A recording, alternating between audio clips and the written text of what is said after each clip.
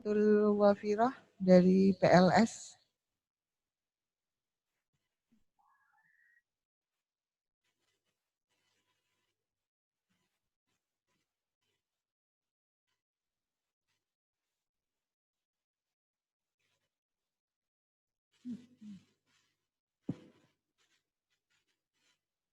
Untuk Mbak Nuratul, bisa disampaikan dulu judul KTI-nya apa ya?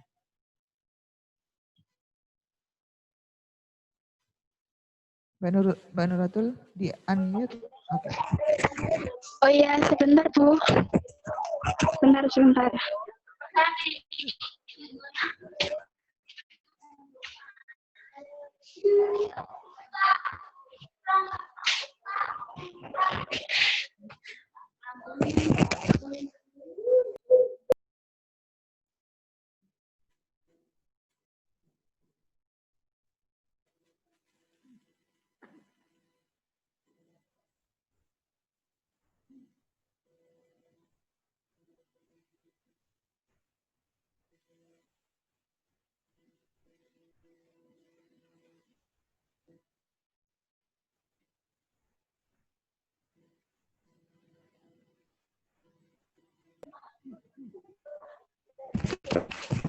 Bagaimana Bu?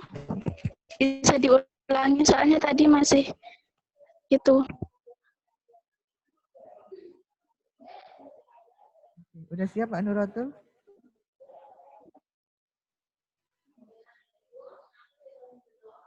Kayaknya putus-putus ya. Yes. Mbak Nuratul udah siap? Ya Bu, bagaimana? Oke. Ini maaf untuk jaringannya emang agak susah ini Bu. Oh iya. Oke. Mbak Nuratul bisa disampaikan dulu judul KTI-nya apa ya?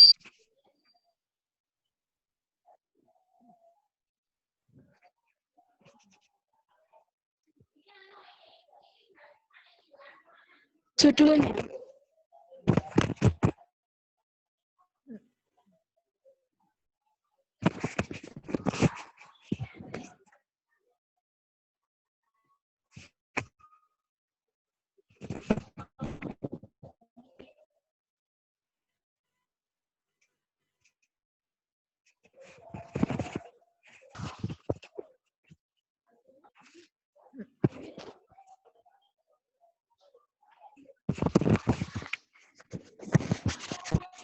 Bagaimana Bu? Mungkin bisa diulangi Bu, soalnya tadi nggak ada suaranya dan ada suara angin gitu. Ke pertanyaan aja.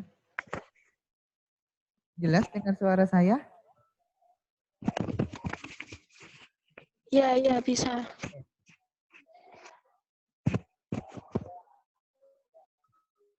Mbak Nuratul butuh berapa dana untuk satu kali proses maksud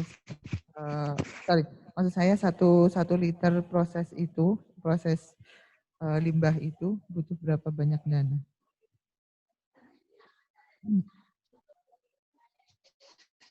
Oh iya, baik. Di sini berhubung karena kemarin kan saya pernah mencoba dan itu yang pasti adanya bahan beli E4 sama menyediakan tempat saja. Mungkin sekitar 100.000 itu sudah bisa.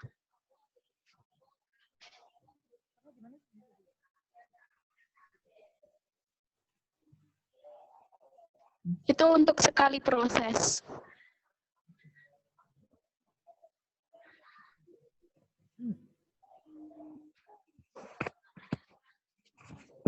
Bisa diulangi lagi? Ya, saya ulangi. Dana untuk sekali proses itu kurang lebih 100.000.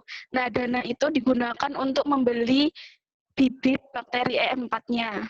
Seperti itu. Nah, bakteri itu bisa dibeli di toko-toko pupuk karena E4-nya itu ceritanya itu untuk dikembangbiakan di media limbah minuman manis seperti itu. Jadi cukup 100.000 untuk membeli bakteri E4 dan menyediakan medianya. Oke. Seperti itu. 100.000 dengan ditambah lagi dengan biaya-biaya alat-alatnya. Itu ketika produk itu udah jadi masih dapat apa ya? Nilai ekonomisnya yang lain. Maksudnya ketika Mbak Nuratul propose ide ini, orang harus mengeluarkan tambahan biaya. Apakah menurut Mbak Nuratul itu sesuatu hal yang bisa reasonable untuk atau yang bisa diterima untuk beberapa orang, di mana mereka dengan biaya penjualan mereka sendiri mungkin mereka masih pas-pasan aja gitu.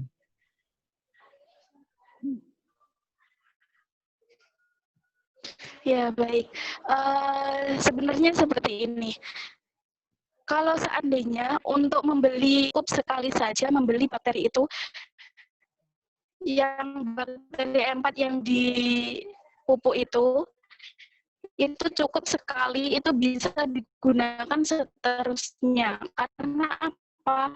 Nanti bakteri untuk permulaan pembibitan itu bisa digunakan. Nanti kan ceritanya ini dikembangbiakan bakterinya, jadi akan berkembang biak terus. Nanti kalau sudah habis, meskipun sudah habis di E4 yang awal itu bisa menggunakan hasil produk dari ini. Jadi untuk pengeluarannya itu kurang lebih 100.000 itu hanya untuk sekali selama produksi, seperti itu, untuk pembibitan bakterinya. Seperti itu. Jadi menurut saya kalau diterapkan ke masyarakat, apabila emang kalau seandainya cuma dari teman-teman, nanti kalau yang lainnya nggak bisa membeli, bisa meminta. Karena apa? Di sini bakterinya kan nanti akan dikembangbiakan. Jadi kalau ada yang sudah berhasil produknya bisa di-share ke yang lainnya. Jadi tidak perlu membeli dari awal seperti itu. Karena bakterinya dikembangbiakan terus gitu. Akan berkembang terus. Terima kasih. Apakah yang dikatakan Mbak Nuratul tadi udah disampaikan di KTI-nya? Nah, untuk ini kebetulan belum. Nah, mungkin itu bisa jadi saran juga ya. Jadi dari sisi nilai ekonomisnya sangat hemat kan, 100.000 bisa untuk berkali-kali atau bisa di-share ke tetangga, ke penjual yang lainnya. Jadi bisa nanti ditambahin lagi di KTI-nya, seandainya nanti Mbak Nurul lolos ya, untuk perbaikan ke depannya. Jadi supportnya Ya, baik, terima kasih. atau ya, tambahannya dari sisi nilai ekonomisnya bisa tercover, dari sisi penanganan limbahnya juga tercover. Jadi beberapa aspek sudah bisa tercover gitu ya. Ya. Nuratul bisa dengar suara saya? Bisa Bu. Coba Nuratul baca judul LKTI-nya.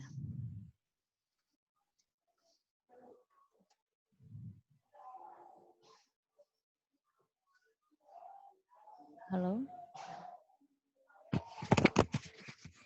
Ya. Bacain judul LKTI-nya. Sebentar. Oh iya Bu. Inovasi limbah minuman manis menjadi E4 efektif mikroorganisme 4 sebagai upaya pemberdayaan masyarakat area UNED menuju Indonesia Emas tahun 2045. Oke. Saya mau konfirmasi karena ada ini sepertinya konsep di judul dan terus juga di tulisannya terkait dengan EM4. EM4 singkatan apa? EM4. Efektif mikroorganisme 4. Oke. Tadi judulnya limbah apa? Limbah minuman manis. Limbah minuman manis menjadi EM4. dibuat menjadi E4. Betul tidak? Masa limbah manis menjadi E4?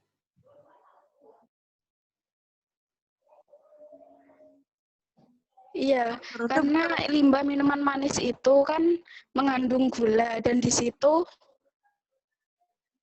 gimana, Bu? iya, kalau dia menjadi E4 itu ya keliru secara konsepnya ya. Tetapi kalau itu menjadi substrat dari EM4 baru ya. Jadi EM4 itu kan hal yang sudah sangat lama ya. Dari tahun saya masih S1 tuh Iya. dari 90-an tuh sudah berkembang EM4. Tapi E4 itu kan bakteri. Jadi kalau kemudian ada limbah manis, cair manis menjadi E4 kan menjadi ya. Tapi kalau limbah cair manis itu menjadi substrat dari E4 mungkin seperti itu. Makanya dari judul itu sebenarnya salah konsep di judul itu. Dan diisi juga seperti itu. Artinya yang sebenarnya yang dihasilkan dari kegiatan ini apa? Yang dihasilkan dari kegiatan Nuratul itu apa? Berupa apa? Pupuk cair kah? Yang dihasilkan itu Cair? berupa produk itu produk cair. Iya, namanya apa? Produk cairnya? Pupuk kah? Ya, produk cairnya namanya E4. E4. E4 itu kan sudah mereknya punya orang, ya. Dan Nuratul itu tidak menambahkan mikroorganisme. Terkecuali penelitiannya itu adalah menambahkan mikroorganisme yang berbeda dengan E4 yang sekarang terjadi. Yang saya tangkap dari kegiatan Nuratul itu adalah dia sebagai substrat dari EM4. Substrat itu adalah makanannya. Karena limbah cair manis itu adalah sumber karbohidrat dari EM4. Jadi kemudian dari hanya limbah cair gitu ya yang diutamakan itu menjadi E4. Jadi E4 itu adalah efektif mikroorganisme. Kalau kemudian Nuratul itu menambahkan bakterinya, ya berarti kita akan menambahkan E4 plus. Tapi di sini kan kegiatannya hanya menjadikan dia sebagai substrat. Betul begitu? Ya. Nah, jadi ya seperti itu, Bu. Ya, jadi konsepnya diperbaiki ya Nuratul. Jadi hati-hati karena Nuratul kan bukan dari biologi, kebetulan saya kan dari biologi ya. Jadi konsep ini sangat mengganggu sekali pada saat bilang limbah cair manis menjadi E4 gitu ya. Masa dari limbah cair kemudian menjadi bakteri gitu ya dalam konsep seperti itu. Jadi kalau misalnya lolos, lebih baik menulis apa yang betul-betul dipahami dari PLS kan ini ya. Nuratul dari PLS ya? Iya. Jadi sebaiknya ambil aja materi-materi yang Iya, ada Bu. jadi kekuatannya. Akan sangat berbahaya kalau di luar kita mengangkat, bukan bahaya sih ya. Artinya kalau ditanya lebih dalam biasanya tuh nggak akan tahu lebih. Ya, tahun lalu juga ada yang menjelaskan tentang bakteri biopestisida. Pada saat ditanya detail ya nggak ngerti karena tahu permukaannya saja. Jadi kalau nanti misalnya lolos, cari yang memang menjadi kekuatan dari PLS sehingga maaf Bu, ini suaranya menghilang.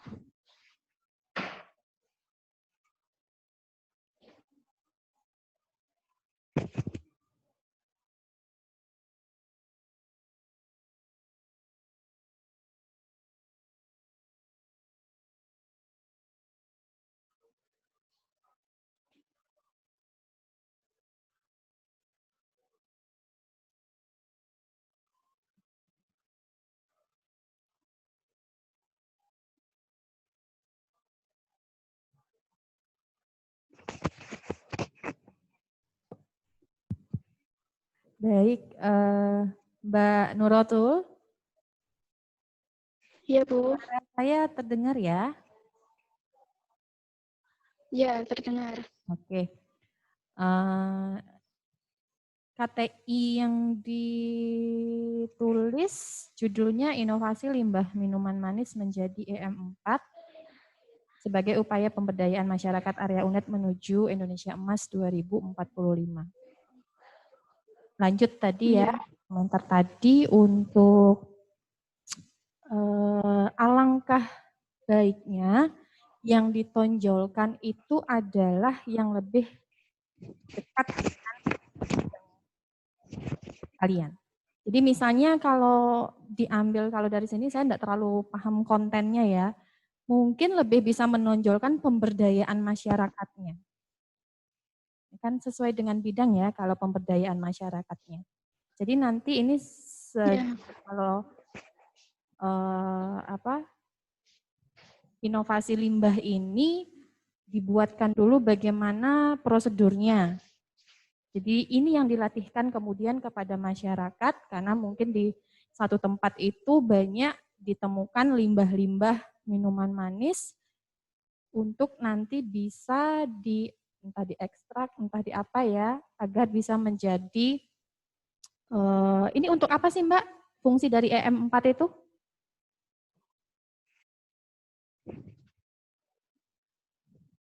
Di sektor rumah tangga, pertanian sama peternakan. Jadi kalau di rumah tangga itu bisa menghilangkan bau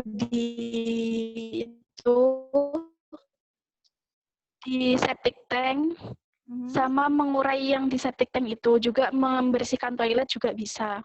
Nah itu. Gitu. Jadi kan itu kalau di rumah tangga. Kalau di peternakan bisa kan bau di kandang sama mengurai kotoran ternak. Jadi yang nanti diinikan ke masyarakat, diberdayakan ke masyarakat kan bagaimana mengolah limbah tersebut agar mampu menjadi produk yang bisa membantu hal-hal itu ya Mbak ya. Jadi nanti ditekankan aja pada pemberdayaannya. Kira-kira bisa diinikan ya Mbak ya. Jadi tidak lebih ke prosesnya, tetapi bagaimana memberdayakan masyarakat di situ untuk mendaur ulang limbah ini. Lebih ke situ sepertinya ya Mbak ya. Ya Bu. Mbak Nuratul. Nanti difikirkan model pelatihannya atau model pemberdayaannya seperti apa, itu yang lebih tepatnya ditonjolkan di sini. Itu ya Mbak Nuratul ya. Ya Bu. Oke, terima kasih Bu.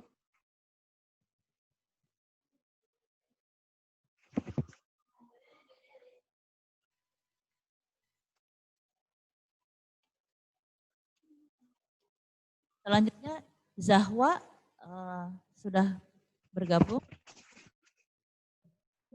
Iya Bu. Suara saya bisa didengar dengan jelas? Iya, jelas.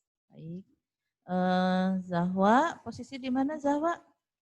Saya ada di rumah. Rumahnya di mana? Di Banyuwangi.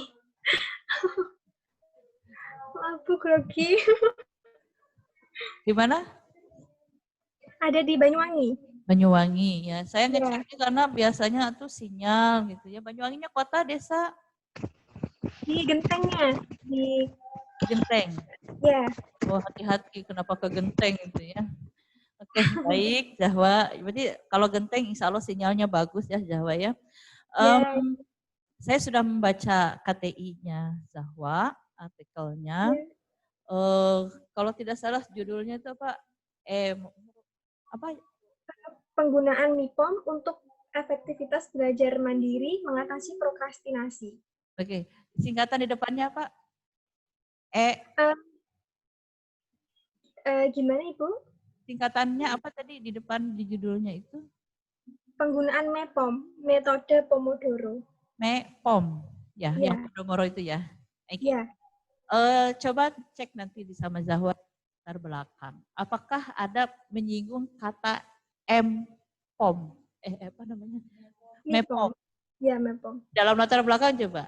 Karena di dalam latar belakang itu tidak pernah menyebutkan MEPOM, tetapi langsung aplikasinya namanya Pomodoro benar ya? Ya. Metode Pomodoro ya. Ya, Pomodoro. Ya. Saya soalnya nggak baca artikelnya, tapi saya baca catatan saya ya. Jadi saya lihat itu, pada saat saya baca tuh saya agak bingung, kenapa kok Pomodoro ya, itu ya maksudnya ya. Padahal di judulnya kan tidak pernah menyebutkan itu ya. Sebaiknya di dalam latar belakang disinggung yang ada kaitannya dengan judul ya.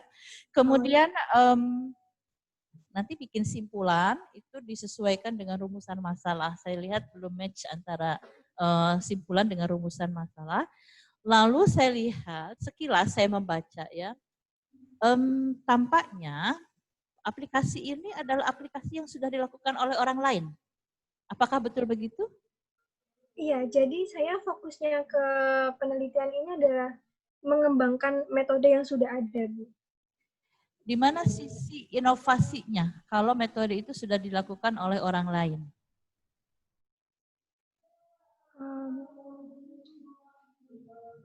Karena kan saya berpikir sebelumnya kenapa meneliti metode Pomodoro ini, mengembangkannya karena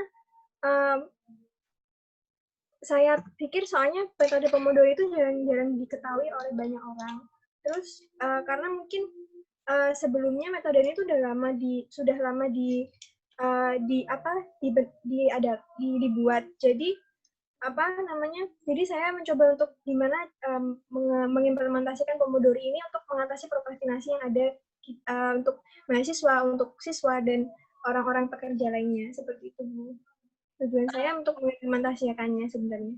Berarti sebenarnya Zahwa itu hanya menceritakan bagaimana implementasi dari program ini. Oh, ya, kalau saya tangkap seperti itu. Jadi Zahwa lalu sisi inovasinya di mana ya Zahwa ya? Yang Zahwa tambahkan dalam kegiatan itu?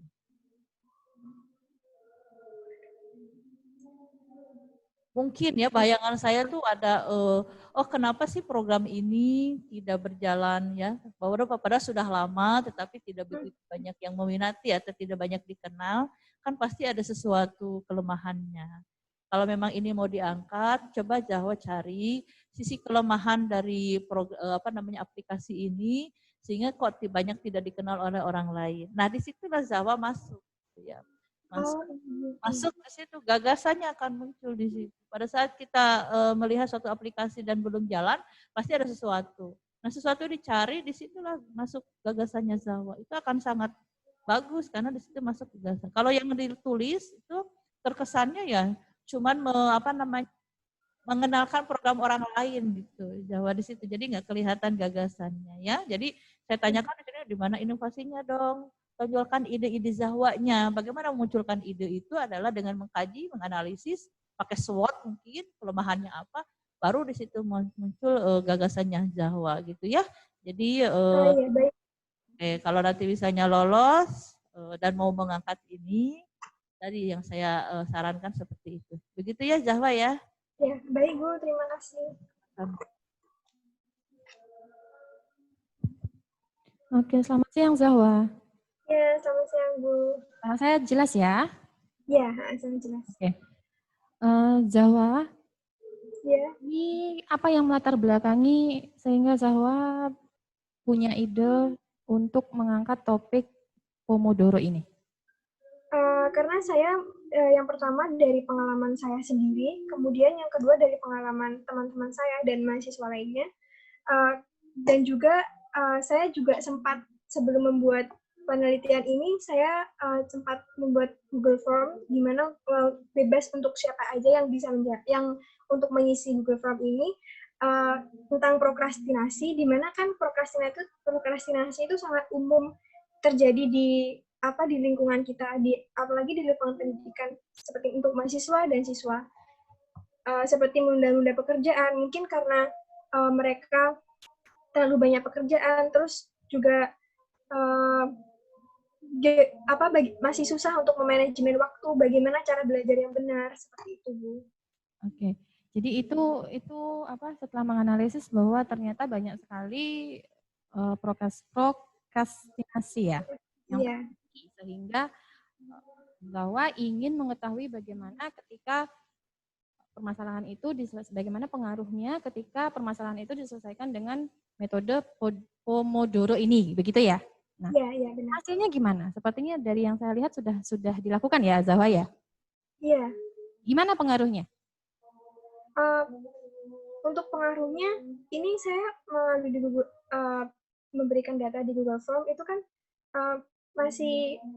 saya masih bertanya kepada mereka untuk seberapa tahu kalian tentang Pomodoro ini. Ternyata masih sedikit yang tahu tentang Pomodoro.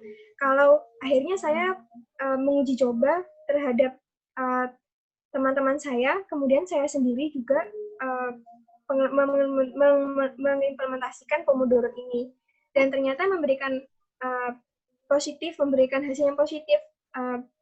Bagaimana kita untuk memaksimalkan hasil kita dengan meminimalisir tenaga kita dalam proses self learning itu, gitu.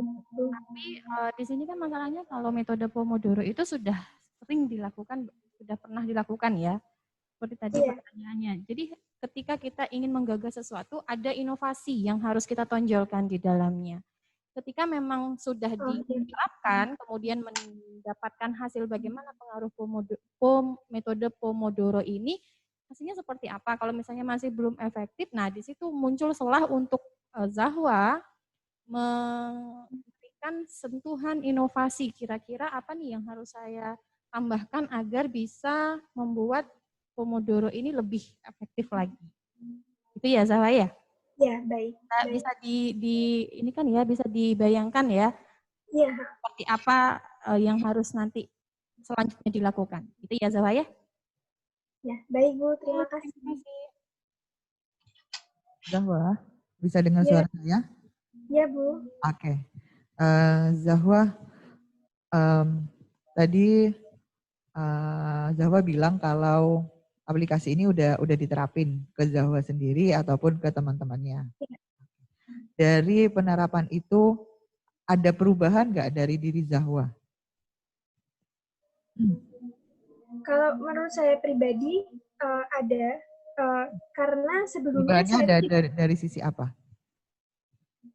Dari sisi manajemen waktu. Jadi saya itu sempat kewalahan karena banyaknya tugas yang apalagi di kelas online ini kan Bu. Jadi saya bingung memanajemen waktu itu di bagaimana, terus cara belajar yang benar bagaimana gitu. Akhirnya saya kewalahan gitu.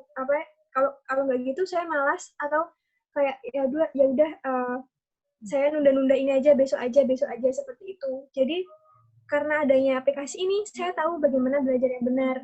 Terus saya tahu ternyata kemampuan fokus otak itu hanya mampu fokus dalam tidak lebih dari 40 menit. Jadi saya semakin tahu hal tersebut, semakin saya mengetahui cara bagaimana belajar yang benar, bagaimana belajar mandiri yang sesuai dengan manajemen waktu kita yang kita tentukan, seperti itu. Oke.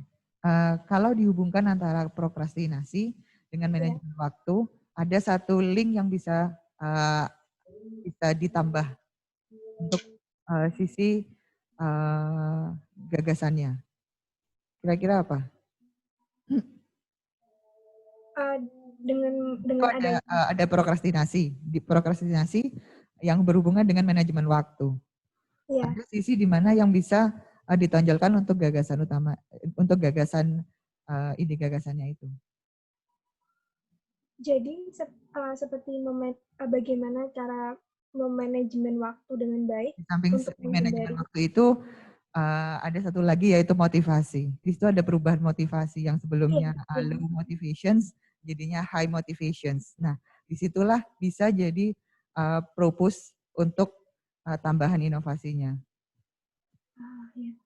Iya, Bu. Jadi tidak sekedar menggunakan aplikasi, kemudian dilaporkan, tapi ada sisi nilai jualnya dari sisi propose dari low motivations ke high motivations. Baik, Bu. Oke, cukup dari saya. Terima kasih.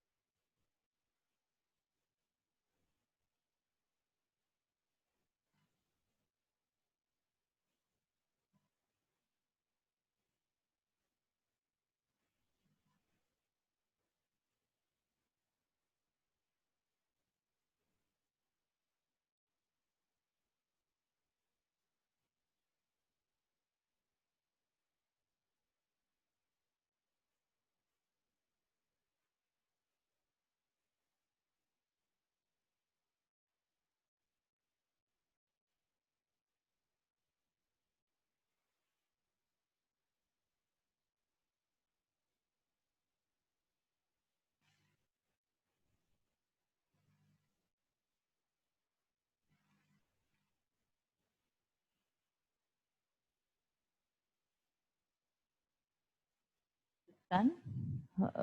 Berikutnya Dedi Setiawan.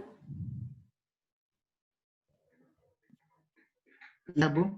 Ya, oke. Sudah, suara saya terdengar jelas? Alhamdulillah jelas, Bu. Merdu? Merdu sekali, Bu.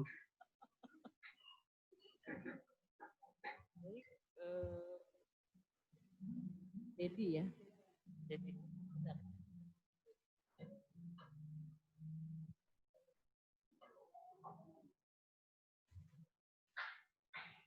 Bentar ya Dedi ya. Ya, Bu. Kalau tidak salah, Dedi itu menuliskan tentang, pasti nggak salah ya, insya Allah ya. Pembelajaran ini ya, daring dan offline dan online gitu ya, di UNED. Ya, Bu. Ya, gitu. Ya, Bu. Satu, kalau mau menuliskan sesuatu dan itu adalah suatu kasus, maka Dedi bisa memilih apakah itu dijadikan sebagai kasus besar ataukah kasus yang lokal, gitu ya. Karena kalau yang saya baca di situ, sebenarnya Dedi itu membidiknya itu yang dijadikan latar belakang itu adalah kasus per kasus, bukan kasus besarnya, gitu ya. Seperti misalnya terkait dengan offline hanya ngasih tugas saja, online hanya ngasih tugas saja, gitu ya. Dosen kalau tidak salah tidak memberikan perkuliahan, hanya tugas untuk file PPT di-upload di e-learning gitu ya. Kalau tidak salah seperti itu. Padahal kalau kita tahu fiturnya UNED itu e-learning kan sudah lengkap gitu ya. Artinya bidikannya Dedi itu dalam bikin latar belakang sepertinya tidak tepat karena menjustifikasi, mengeneralisir apa yang terjadi di UNED, padahal itu adalah kasus per kasus. Jadi nanti membuat kalimat di latar belakangnya mungkin adalah kasus per kasus, artinya gini, kita tidak mengeneralisir sesuatu yang sebenarnya di situ ada sisi positif dan sisi negatifnya. Gitu. Jadi mari kita bersifat subjektif. Jadi walaupun misalnya fitur misalnya contohnya walaupun fitur di e-learning sudah lengkap bla bla bla gitu ya, tapi masih banyak perkuliahan, jangan menjustifikasi dosen ya. Jadi kita menyatakan secara subjektifnya adalah perkuliahan dilakukan hanya dengan berbagai ini gitu, tidak memaksimalkan fasilitas yang ada. Dicari kenapa kemudian perkuliahan itu dilakukan dengan model seperti itu. Gitu ya kan pasti ada alasannya. Itu jangan langsung menjustifikasi kuliah hanya begitu gitu. Tapi nanti dilihat alasannya kenapa beberapa perkuliahan itu hanya memberlakukan yang betul-betul offline ya, yang tidak ketemu sama sekali gitu. Yang online tapi sama sekali tidak ketemu. Bisa dipahami ya, Dedi ya. Jadi lebih objektif dalam membuat latar belakang. Kemudian juga karena tadi di dalam latar belakangnya itu masih sangat general, maka di dalam analisis sintesisnya itu belum dijelaskan solusi yang ditawarkan. Jadi yang di Dedi tuliskan itu kan di rekomendasi ya. Karena sebenarnya itu harus dianalisis sintesisnya. Jadi dari permasalahan ini kan ada permasalahan, lalu solusinya bagaimana? Itu sebaiknya dijelaskannya di dalam pembahasan analisis sintesis. Jadi mau menanggapi? Tidak ada, Bu. Tidak ada, baik ya, karena memang saya juga tidak bertanya ya. Lalu kenapa Dedi memandangnya itu hanya dari sudut sisi mahasiswanya, tidak memandang dari sudut dosen? Karena seperti ini, Bu, kan saya sendiri kan mahasiswa, terus teman-teman saya kebanyakan itu mahasiswa, jadinya kan saling sharing gitu, kok ternyata dari perkuliahan yang sebelumnya itu offline terus digantikan dengan offline karena ada keadaan seperti ini tuh, kok sepertinya timbul sesuatu yang menjanggal atau seperti gitu, Bu. Jadinya saya melakukan berbagai pemikiran, ternyata di dalam perkuliahan offline yang sebelumnya itu dilakukan dengan tatap muka, yang mana tuh pengajar sama mahasiswanya kan berada di dalam satu ruangan, terus bisa saling membagikan materi, bertanya jawab secara langsung dan lain sebagainya. Terus sekarang tuh kita lebih sering menggunakan forum diskusi, yang mana itu seperti grup WA yang ada di sini, Bu. Yang grup-grup WA itu diskusinya tuh melalui kata-kata. Jadinya kan ada si mahasiswa itu yang bisa menangkap kata-kata, bisa menangkap pembicaraan, tetapi ada juga mahasiswa yang tidak bisa mengerti, mengertinya tuh susah kalau dengan tulisan itu jadinya perlu dijelaskan. Ya. Jadi kan Dedi mengangkatnya itu dari satu sisi itu gitu ya. Padahal kalau mengangkatnya UNED itu kan harus general tuh kasusnya ya. Apakah semua dosen begitu kan tidak gitu ya. Jadi nanti kalau misalnya mau diperbaiki sebaiknya juga sudut pandang dosen juga kita ambil, tanya sama Dodi gitu, sama Dedi gitu ya. Jadi tidak hanya dari sudut mahasiswa tapi juga sudut dosen. Artinya terjadilah suatu objektivitas dalam memandang suatu permasalahan. Nah, dari situ akan ketemu kan miss-nya di mana antara dosen dan mahasiswa. Keinginan dosen begini, keinginan mahasiswa begini, ternyata ada yang tidak miss. Gitu. Disitulah masalah yang harus Dodi cari solusinya melalui gagasan tertulis. Jadi ini kan sekali lagi ini adalah gagasan. Jadi gagasan itu ya gagasan, artinya tidak harus suatu penelitian yang dilakukan. Kalaupun misalnya ada penelitian itu adalah melatar belakangi dari gagasan itu. Karena kalau tidak salah di dalam pedoman itu harus jelas ya, gagasan harus didukung oleh data-data atau fakta-fakta yang akurat. Makanya hasil penelitian yang tadi yang mungkin nanya ke beberapa teman itu dijadikan sebagai latar belakang. Namun sekali lagi saran saya untuk mencari solusi itu adalah dari dua sisi, dari sisi dosen dan sisi mahasiswa. Pada saat terjadi miss di situ, itulah yang namanya masalah. Gitu kan, masalah kan antara realita dan keinginan tercapai, itu namanya masalah gitu kan ya. Jadi di situ terdapat masalahnya, baru kemudian jadi carikan solusi melalui suatu gagasan. Nah, olah pikirnya di sini. Jadi Filmapres itu diolah pikir, di gagasan. Gimana sih nih mahasiswa-mahasiswa berprestasi nih dalam menghadapi suatu permasalahan, punya nggak gagasan yang inovatif? Nah, di sini saya belum melihat ada gagasan itu. Nanti kalau Dedi terpilih, silakan diperbaiki. Jadi masalahnya harus jelas, lalu kemudian cari solusi untuk masalah itu dalam bentuk gagasan yang inovatif. Begitu ya Dedi ya. Iya Bu, terima kasih sarannya Bu. Dedi? Iya Bu. Oke. Bisa dengar suara saya dengan jelas ya? Bisa Bu. Oke. Di bagian rekomendasi yang di KTI Dedi, di situ Dedi menuliskan memberikan rekomendasi untuk penggunaan Zoom. Apa yang melatar belakangi Dedi untuk memberikan rekomendasi dalam penggunaan Zoom? Itu seperti ini Bu, kan kita tahu bahwa yang sebelumnya perkuliahan offline itu kan pihak pengajarnya itu memberikan penjelasan kepada mahasiswanya Bu. Sementara jikalau perkuliahan offline itu kan kebanyakan, tapi ya seperti itu, kebanyakan hanya seperti dikasih video pembelajaran, mahasiswanya disuruh nonton, setelah itu jika ada pertanyaan disuruh bertanya di forum diskusi atau hanya diberi file-file PPT, file PDF seperti itu Bu. Jadinya untuk perkuliahan offline-nya sendiri itu saya kira kurang optimal, belum optimal Bu. Jadinya seharusnya itu kan kita perkuliahan offline itu kan tidak luput menggunakan teknologi. Nah, untuk teknologinya sendiri itu lebih dimaksimalkan lagi Bu. Jadinya hal-hal yang ada di perkuliahan offline-nya itu tidak hilang saat kita menerapkan teknologi di dalamnya Bu. Yang mana itu mengakibatkan terjadinya perkuliahan offline. Jadinya agar pada perkuliahan offline itu tetap bisa kita lakukan seperti perkuliahan offline, seperti sang pengajarnya itu memberikan pemahaman, memberikan materi kepada mahasiswanya, dan terjadi tanya jawab, saling berdiskusi secara langsung. Jadinya saya merekomendasikan seperti yang ada di karya tulis saya itu, Yang pertama itu menggunakan aplikasi yang sudah ada di Play Store, aplikasi untuk meeting, untuk berdiskusi secara langsung seperti misalnya Zoom ini, Bu. Oke, Terus untuk yang kedua itu, bisa saya tangkap? Udah sampai iya, situ. Bu. Oke.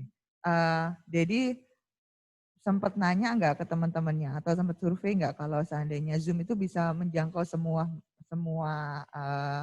lokasi mahasiswa kah? Bagaimana dengan mereka yang ada di desa? Yang desanya benar-benar pelosok dan Zoom itu tidak bisa menjangkau.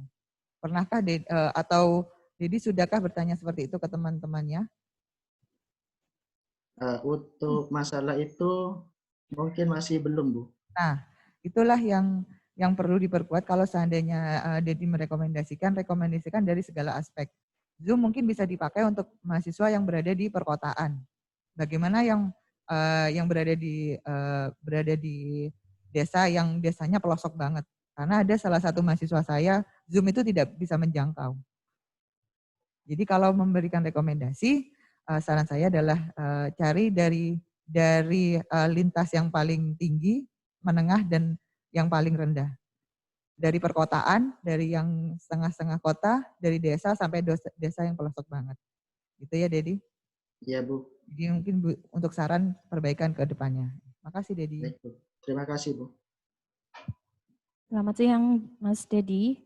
Selamat siang juga, Bu. Oke, suara saya jelas ya, Mas Dedi ya? Jelas, Bu. Oke. Untuk KTI ini judulnya efektivitas perkuliahan online sebagai alternatif perkuliahan offline menuju Indonesia yang cemerlang di era revolusi industri 4.0. Ini tujuan penelitiannya apa sih, Mas? Tujuannya itu satu itu untuk mengoptimalkan, Bu, mengoptimalkan perkuliahan offline yang jikalau itu berlangsung secara berkepanjangan seperti masa-masa sekarang, Bu. Terus untuk yang kedua itu hanya memberikan sebuah alternatif penyelesaian untuk perkuliahan offline itu agar lebih optimal. Rumusan masalahnya nanti dicek lagi ya antara judul, rumusan masalah, tujuan penelitian itu sudah atau belum. Tadi kan yang di judul tuh efek.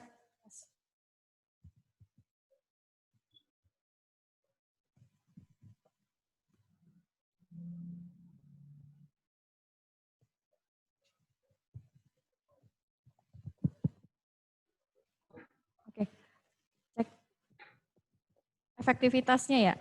Sudah dicari efektivitasnya, Dedi? Sudah dilihat? Seperti apa, Bu? Efektivitasnya sudah dilihat, sudah berhasil diketahui. Karena kan ini judulnya efektivitas pembelajaran daring gitu ya. Bagaimana efektivitasnya setelah dilihat? Untuk perkuliahan offline-nya sendiri mungkin menurut saya bisa lebih efektif, Bu. Soalnya dari pihak pengajar dan mahasiswa sendiri itu tidak perlu berada di satu tempat yang sama, Bu. Jadinya bisa terjadi kegiatan belajar mengajar walaupun dari jarak yang jauh, Bu. Kan seperti yang kita tahu kan dari pihak pengajarnya sendiri kan berada di kota-kota lainnya, Bu. Maksudnya tidak berada di kota tersebut, Bu. Semisal seperti di kampus saya sendiri, Bu. Itu kan ada pengajar yang dari Jember, ada yang pengajar yang dari Situbondo juga, Bu. Jadinya jikalau ada jadwal perkuliahan itu harus datang ke kampus kami, terus pindah-pindah lagi gitu-gitu, Bu. Jadinya diselenggarakannya perkuliahan offline itu bisa lebih efektif, Bu. Oke, saran untuk Mas Dedi nanti begitu misalnya lolos, dicek lagi panduannya ya Mas Dedi ya. Apa-apa saja yang diminta itu dicek di panduan, kemudian ikuti alurnya seperti apa. Oke Mas Dedi, terima kasih. Ya Bu, sama-sama Bu.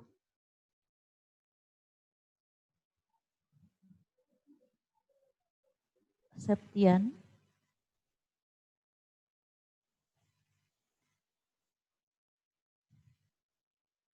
Oh sorry, Mas ya, perempuan.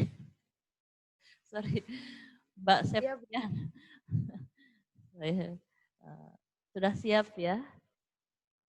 Insya Allah siap. Sinyal bagus Mbak Septian? Insya Allah Bu. masih stabil. Baik. Penelitian itu judulnya apa? Artikelnya? APP Builder sebagai inovasi dari dampak positif COVID-19 terhadap karakter pelajar Indonesia. Baik ya. Satu, kalau memang diminta dalam artikel itu ada ringkasan, maka membuat ringkasannya ya harus ringkas ya. Oh, iya.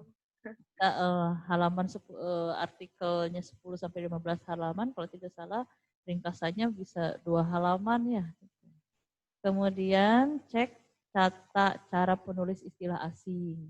Kan tulisan artikelnya kan ditulis dalam bahasa Indonesia. Cek kembali cara penulisan artikel asing. Lalu di dalam rumusan masalah kan ditanyakan bagaimana karakter pelajar di Indonesia gitu ya. Nah itu kan nggak perlu ditanyakan lagi, karena bukan itu intinya. Ya. Jadi kan sudah dijelaskan di dalam tinjauan pustaka. Jadi itu bukan merupakan suatu permasalahan, karena toh itu bukan yang akan dicari solusinya. Ya. Jadi saya baru bicara tentang masukan-masukannya. Kemudian selalu ya dari tadi kalau mengangkat aplikasi itu tidak pernah dibandingkan dengan aplikasi yang serupa. Jadi saya bolak-balik lagi pada saat kita menggunakan sesuatu, pastikan bukan hal yang sangat baru betul. Pasti ada yang sudah mendahuluinya atau ada yang serupa. Namun yang serupa itu atau yang mendahuluinya itu punya kelemahan. Nah sebaiknya dibandingkan dengan yang serupa. Dengan aplikasi yang kita tawarkan. Apa kelebihannya yang sebelumnya, apa kekurangannya. Lalu baru kita bicara tentang inovasi yang kita miliki. Tahu inovasi kalau ada perbandingannya kan begitu. Ya, jadi sebaiknya dijelaskan aplikasi serupa lalu masuk di situ. Bahwa kita punya sisi yang berbeda dan kita mempunyai sisi inovasi. Betul nggak itu belum dijelaskan di dalam artikelnya? Iya Bu, tidak secara detail seperti yang. Oke, kalau begitu saya nanya apa inovasinya? Inovasi saya mengangkat APP Builder ini karena di era perkembangan zaman seperti ini kan dari COVID-19 ini yang menyebabkan pembelajaran itu sedikit atau agak terganggu. Nah, inovasi saya bagaimana kita nantinya sebagai seorang pendidik itu mampu tetap bisa menstabilkan pembelajaran itu sebagaimana mestinya. Soalnya dengan APP Builder ini nantinya kita sebagai seorang pendidik akan membuat suatu aplikasi pembelajaran yang mana pembuatannya itu tidak serumit atau tidak sesulit aplikasi-aplikasi lainnya yang menggunakan coding atau sulit seperti itu, Bu. Jadi nantinya kita selain dituntut kita juga dapat menstabilkan pembelajaran, kita sebagai pendidik juga tidak gagal teknologi seperti itu, Bu. Jadi nantinya pada saat pembelajaran si guru telah mempersiapkan metode pembelajarannya dalam APP Builder ini, yang nantinya si siswa juga mampu juga sama-sama melakukan pembelajaran dalam jarak jauh seperti itu. Jadi inovasi saya APP Builder kan jarang orang mengetahui seperti itu. Ya mungkin ada tapi tidak mayoritas orang banyak mengetahui terkait APP Builder ini. Kenapa tidak dikembangkan dan dikaitkan dengan era perkembangan zaman sekarang? Misalnya sekarang kan efek COVID-19 ini. Nah, nantinya inovasi saya apa sih yang sebenarnya harus kita inovasikan atau perlu dikembangkan yang mungkin belum familiar untuk dikenal orang seperti itu. Makanya dari itu timbullah inovasi kita nantinya juga sebagai pendidik, kita mampu menciptakan suatu aplikasi yang mana aplikasi itu tidak memerlukan kemampuan yang lebih seperti anak IT atau apa yang nantinya juga fleksibel dan efisien untuk pembelajaran. Jelaskan di dalam artikelnya. Tidak sedetail itu, Bu. Lalu apakah aplikasinya punya kelemahan? Kelemahannya kalau online harus tersambung koneksi internet, Bu, seperti itu. Dan Nah, kalau misalnya memang ada kelemahan dan belum dicantumkan di dalam artikelnya, cantumkan itu. Jadi sebagai seorang penulis harus objektif ya. Saya punya aplikasi saya punya kelebihan bla bla bla, tetapi dia juga punya kelemahan. Namun kelemahan ini gitu, dibanding dengan yang lain, nah di sana sehingga kelihatan inovasinya. Begitu ya, Septia. Lalu kalau aplikasi, ya saya tadi sudah menyarankan ke yang lain, tonjolkan gambar-gambar dari aplikasi tersebut. Lalu tulisannya punya Septi itu paragrafnya panjang-panjang ya sehingga agak capek membacanya. Jadi coba paragrafnya lebih diringkas lagi. Lalu analisis sintesis itu sebaiknya lebih panjang dibanding tinjauan pustaka karena tinjauan pustakanya banyak, gitu. Analisis sintesis lebih sedikit dibanding tinjauan pustaka ya. Lalu ada konsentrasi penulisan. Di situ saya lihat ada beberapa paragraf yang tidak sama spasinya. Gitu ya Septian ya. Terima kasih banyak Bu. Oh, di kasur ya. Iya Bu. Enak banget ya. Terima kasih ya.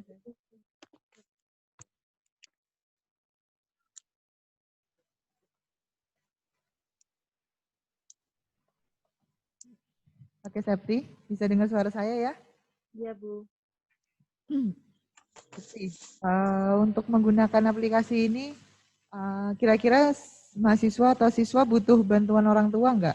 Karena di sini key point yang saya dapat adalah ke character building atau pengembangan karakter. Ya, key point yang saya dapat itu adalah ke karakter pelajarnya atau karakter kesiswanya. Kira-kira kalau menggunakan aplikasi ini butuh orang tua nggak? Bisa juga membutuhkan untuk misal orang tua untuk controlling, dan juga apabila siswanya itu sudah terlatih mandiri, sebenarnya bisa kalau siswa atau pelajar itu sendiri. Aplikasinya juga tidak terlalu. Bisa butuh orang tua, bisa enggak? Iya. Oke.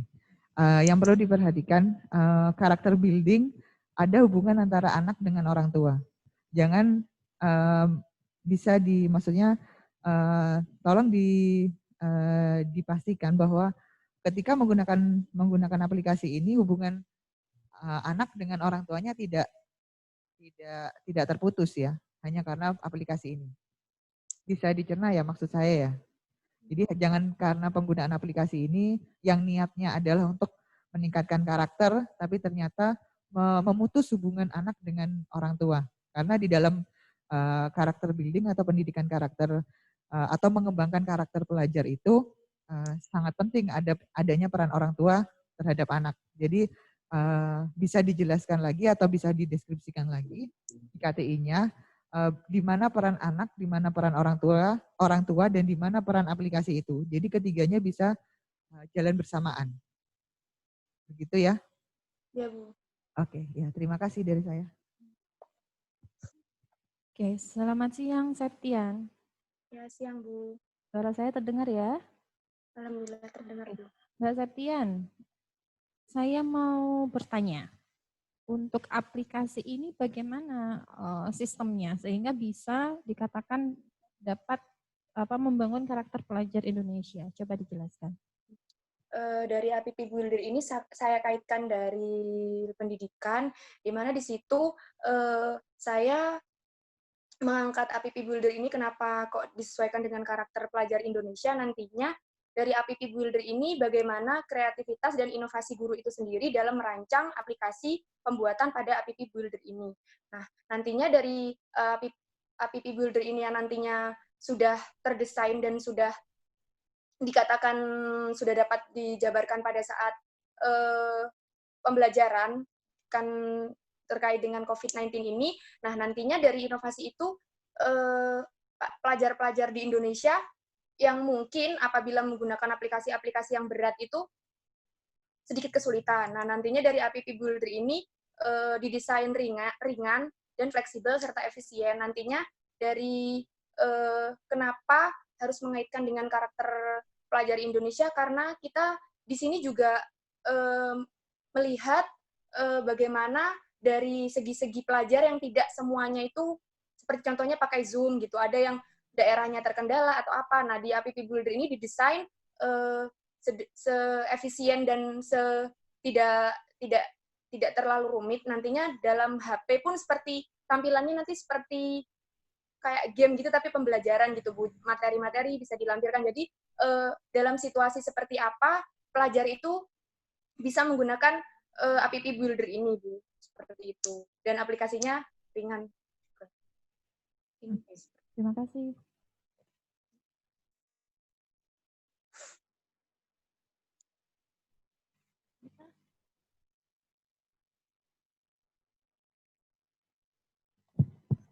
Oh, udah kurang.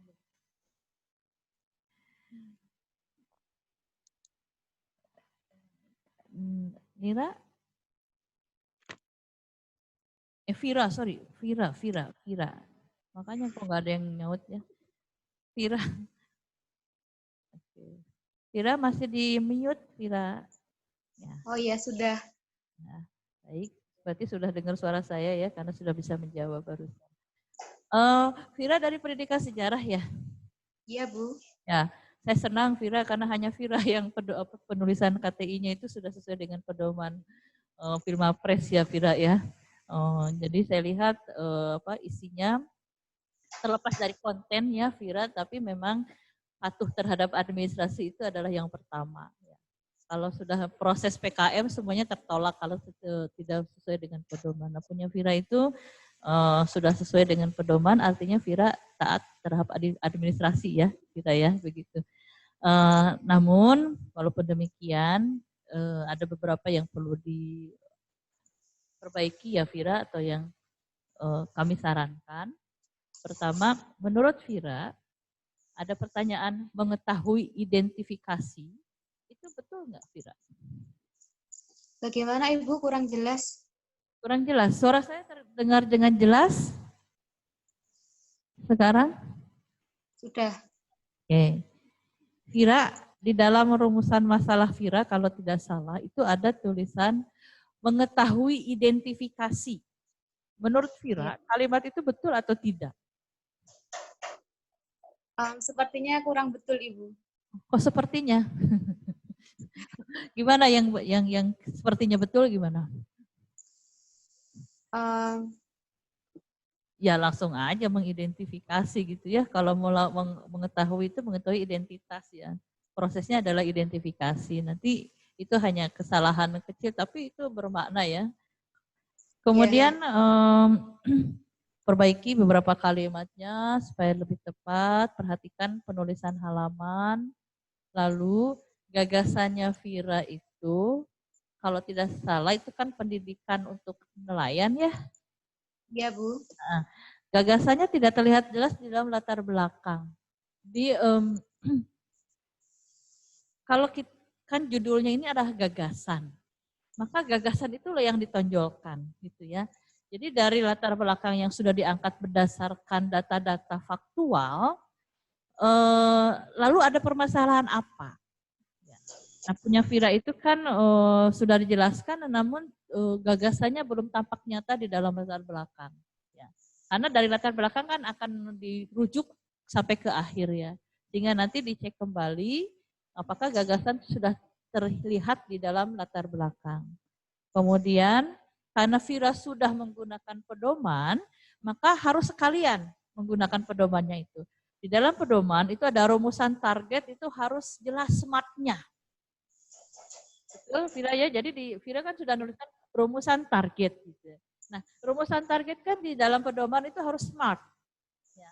Nah, coba Vira itu pada saat nulis targetnya itu, ya S-nya seperti apa? Jadi SMART-nya itu seperti apa? Kemudian M-nya seperti apa? A-nya seperti apa? R-nya seperti apa? T-nya seperti apa? Itu harus jelas, sehingga nanti juri akan membaca, oh memang targetnya itu sudah SMART. Bisa dipahami Vira? Bisa Ibu. Nah, jadi poin-poin SMART-nya itu harus jelas dalam targetnya ya, rumusan targetnya. Lalu identifikasi potensi, Vira sudah menjelaskan identifikasi potensi di sana. Namun datanya itu tidak disertai, tidak semua data disertai dengan sumber pustaka. Padahal kan harus ada ya, harus disertai dengan data yang akurat. Nah, punya Vira itu ada beberapa yang ada pustakanya, namun banyak yang tidak menggunakan pustaka, padahal datanya akurat. Oleh karena itu, nanti diperbaiki. Kalau misalnya nanti Vira lolos, itu diperbaiki. Jadi untuk identifikasi potensinya itu disertai dengan data-data yang akurat. Sudah ada memang, tapi tidak semuanya bersumber pada pustaka. Begitu Vira? Baik Bu, terima kasih. Lalu sekarang pertanyaannya Vira, inovasinya di mana?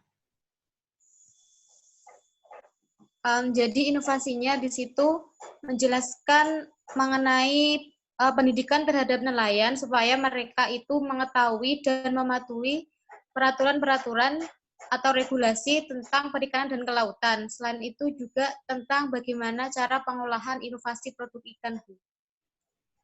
Selama ini apakah belum pernah ada kegiatan serupa? Sehingga Vira yakin bahwa ini adalah inovasinya.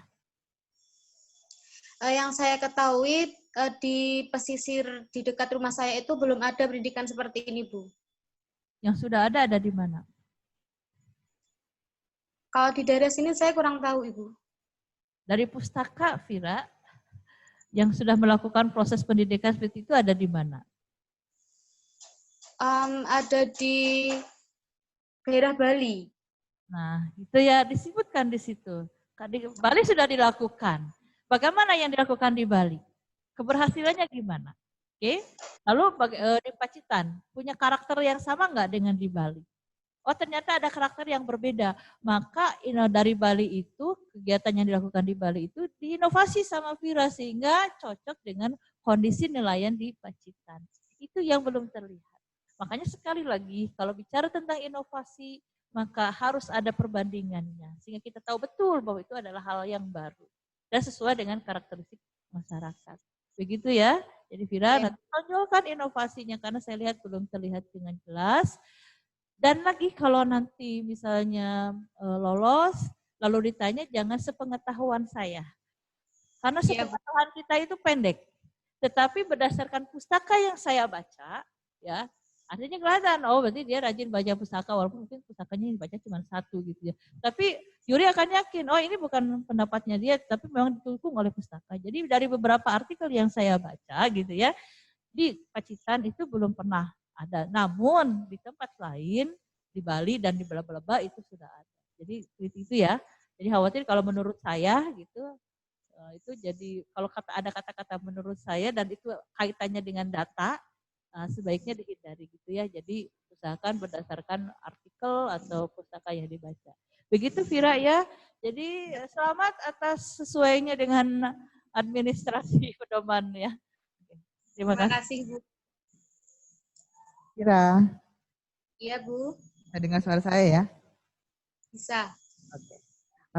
Vira, di artikel atau KTI yang Vira kirimkan, di situ Vira mengatakan bahwa Vira memberikan workshop atau seminar kepada para nelayan ya?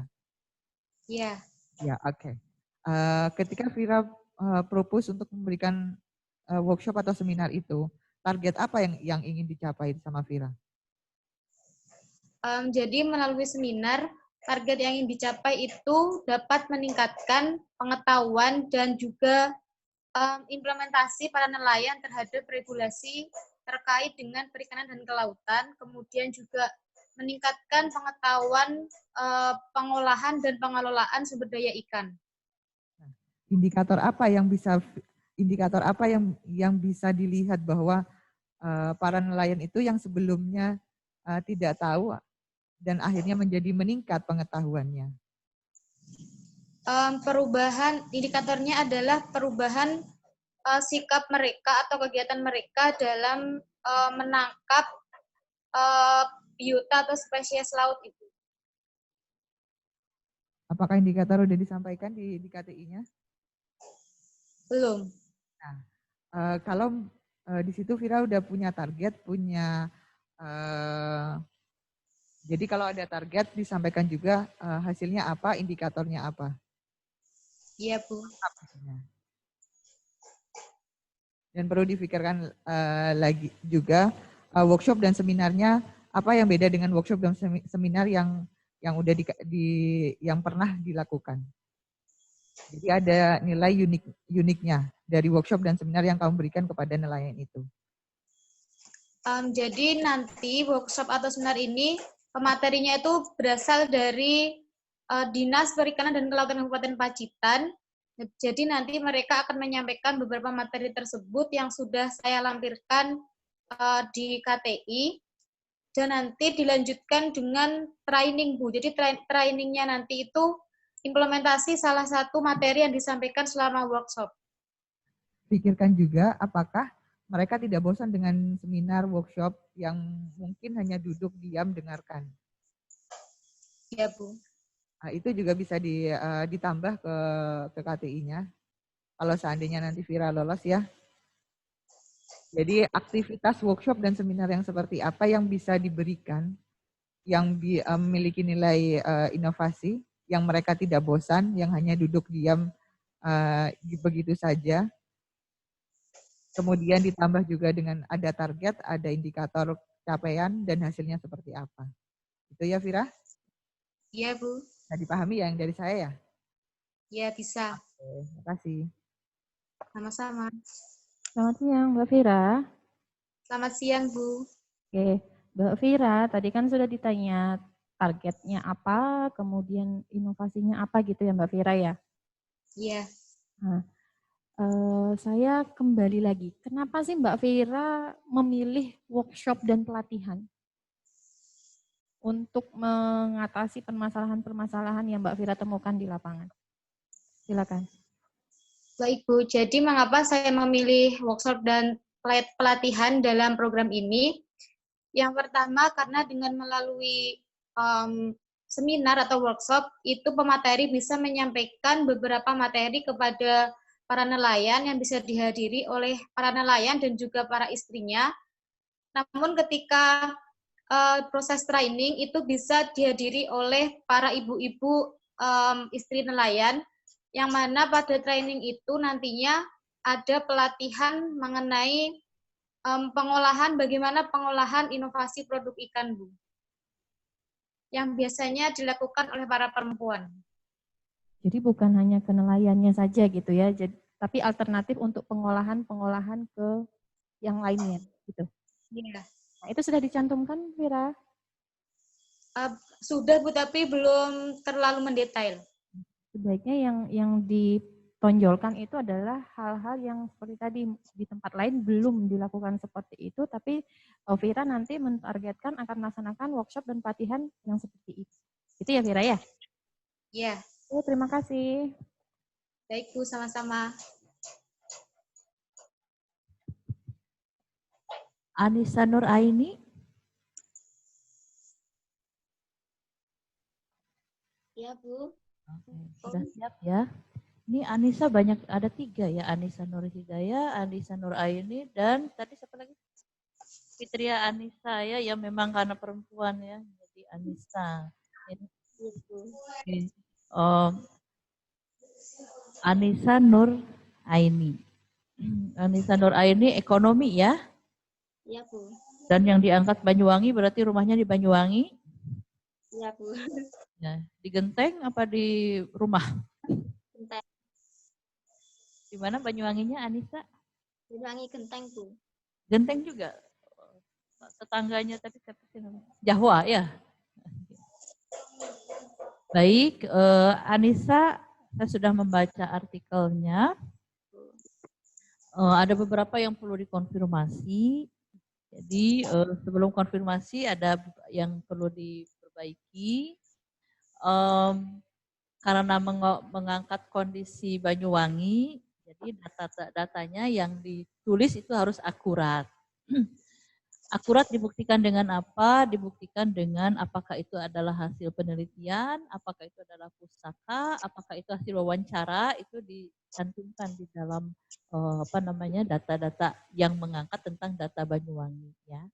Kemudian juga konsistensi penulisan, ada jarak spasi yang tidak sama. Saya lagi teliti banget ya sampai hal-hal yang begitu saya baca. Kemudian yang perlu dikonfirmasi adalah bacanya biek warung ya? Iya. Biek itu bahasa Osing? Iya, biek itu merupakan bahasa Osing yang awal atau. Baik.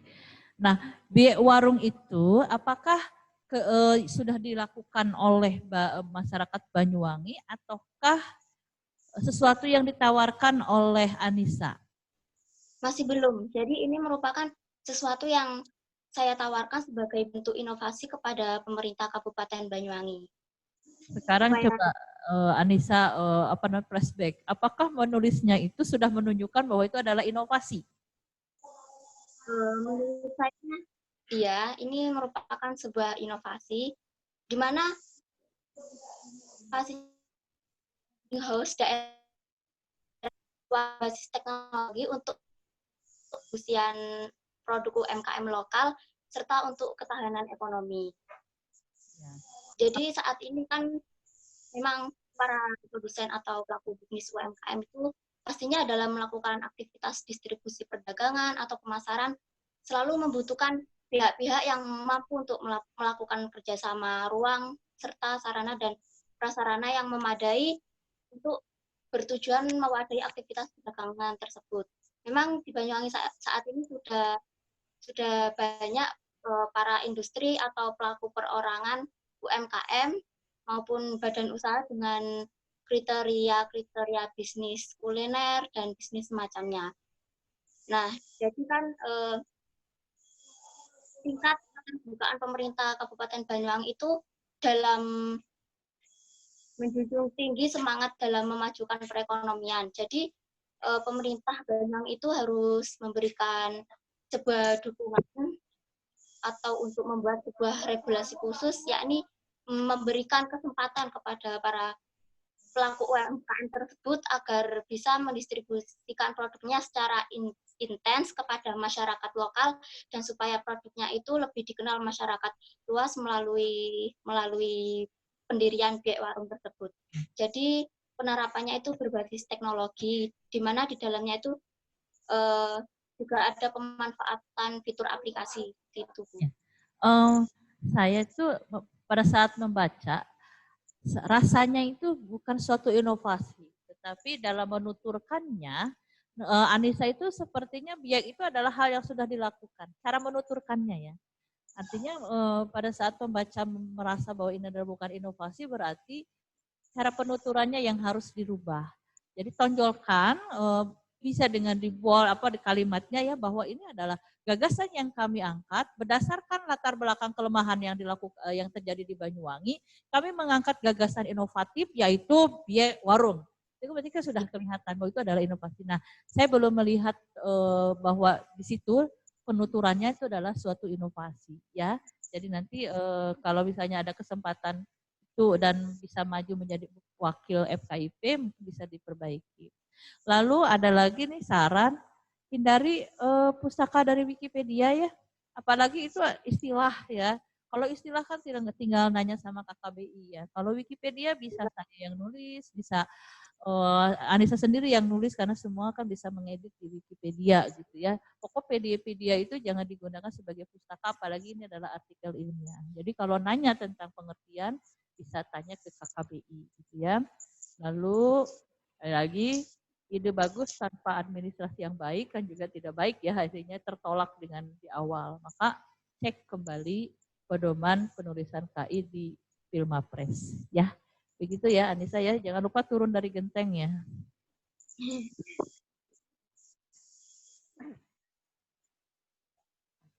Anissa? Iya Bu. Yes. Bisa dengar suara saya ya? Terdengar jelas Bu. Oke. Idenya menarik ya Anissa. Yang saya tanyakan adalah di Banyuwangi sudah ada aplikasi untuk makanan online kan kayak Gojek, GoFood, GrabFood kayak gitu. Ada kan ya? Iya Bu. Anissa? Iya Bu. Ya, oke. Jadi pertanyaan saya, ketika saya baca KTI-nya Anissa, gimana caranya Anissa untuk bisa berkompetisi dengan GoFood dan GrabFood yang sudah ada dan mereka lebih settle daripada aplikasi yang Anissa tawarkan gitu.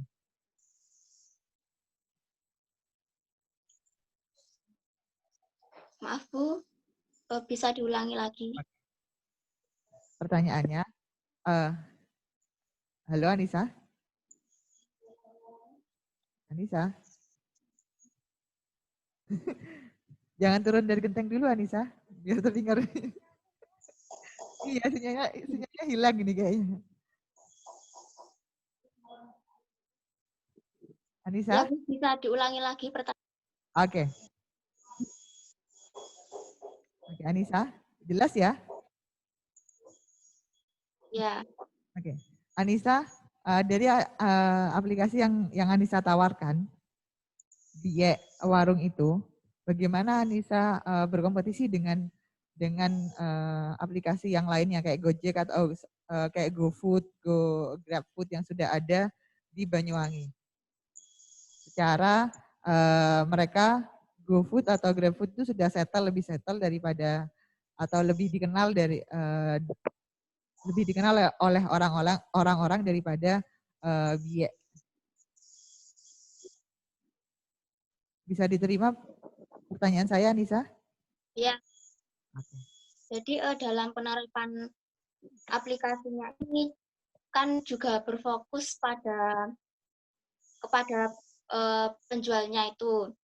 Jadi di aplikasinya ini fokusnya itu kayak seperti mengatur tata kelola keuangannya. Jadi di fitur aplikasinya itu ada fitur di mana akurasi pemasukan data. Jadi adanya transaksi pengeluaran dan pemasukan yang dilakukan dalam sehari-hari.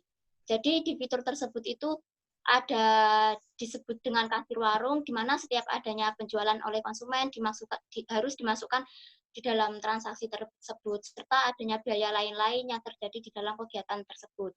Nah, lalu kemudian ada fitur di mana hubungannya dengan mitra. Nah, hubungannya dengan mitra di sini itu terdapat kontak-kontak para industri UMKM serta para mitra UMKM yang bisa mengirimkan atau mendistribusikan produknya itu kepada para distributornya itu. Lalu ada fitur laporan keuangannya seperti merinci keuangan setiap bulan yang meliputi laporan laba rugi, perubahan modal, dan arus kas dan semacamnya, Bu. Jadi kalau dalam lingkup masyarakat ini memang para masyarakatnya itu harus membutuhkan aplikasi ini untuk mendownload. Jadi bagaimana caranya agar aplikasi ini bisa bersaing dengan Gojek dan lain sebagainya, GrabFood seperti itu, para masyarakat Banyuwangi diberi edukasi terhadap aplikasi ini supaya mereka itu mau menggunakan aplikasi ini agar para produk UMKM lokal itu bisa dikenal di antara masyarakat lokal di daerah tersebut serta dapat terkenal di masyarakat global. Oke, itu bisa ditambah sebagai rincian di KTI-nya soal proses edukasi dan update.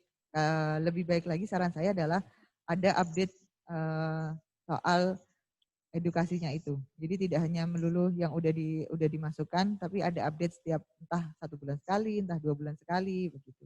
Ya. Itu dijelaskan kepada penggunanya.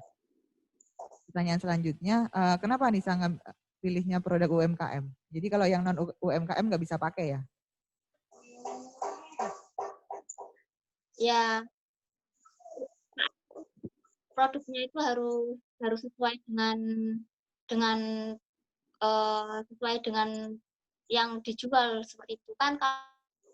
Agaknya masyarakat saya itu terkadang kualitas produknya itu masih kurang.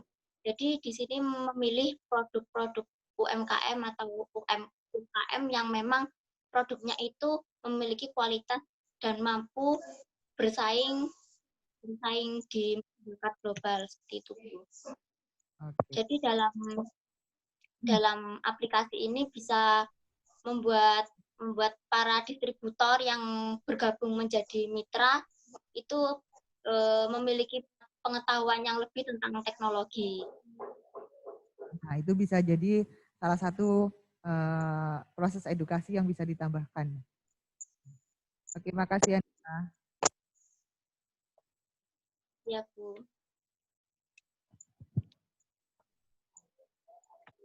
Halo, selamat siang Mbak Anissa. Ya, selamat siang, Bu. Mbak Anissa, saya satu pertanyaan aja Mbak Anissa ya. Berikan alasan kenapa UMKM itu harus memilih aplikasi Mbak Anissa, bukan ke Gojek, bukan ke Grab dan lain sebagainya. Silakan.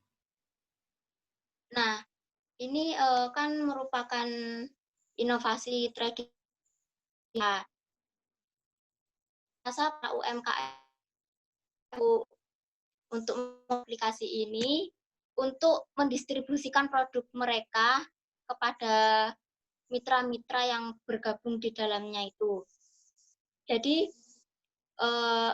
para UMKM itu bisa menambah pendapatan yang signifikan, serta para masyarakat lokal itu bisa mengetahui apa saja sih produk UMKM yang ada di Banyuwangi. Karena menurut saya masyarakat saat ini itu masih kurang mengerti produk-produk lokal yang sebenarnya itu memiliki kualitas yang baik dibandingkan dengan produk yang punya seperti ya. Oke, kalau seperti itu dilihat dari jangkauannya kan bisa jadi, misalnya saya ini adalah calon mitra ya, saya berpikir kalau hanya ingin seperti itu, saya akan memilih aplikasi yang memiliki jangkauan yang lebih luas dari aplikasi yang Mbak Anissa kembangkan.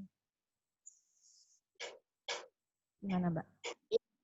Ini basis daerah, jadi untuk mengembangkannya pun memang perlu tahapan yang, kan ini suatu regulasi dari Pemkab Banyuwangi. Jadi insya Allah dalam pemakaian aplikasi ini para mitra itu dalam gabung sebagai mitra itu tidak perlu modal asalkan ada konsisten dalam berjualan, serta nanti Pemkab ini bisa memberikan fasilitas berupa gerobak serta aset-aset di dalamnya. Nah, jika para mitra yang ingin gabung ini maka tidak memberikan fasilitas tersebut.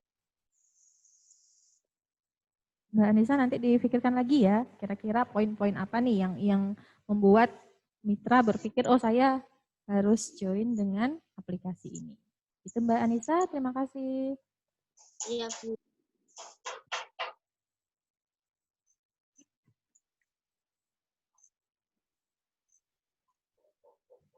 Ega sudah dengar suara saya?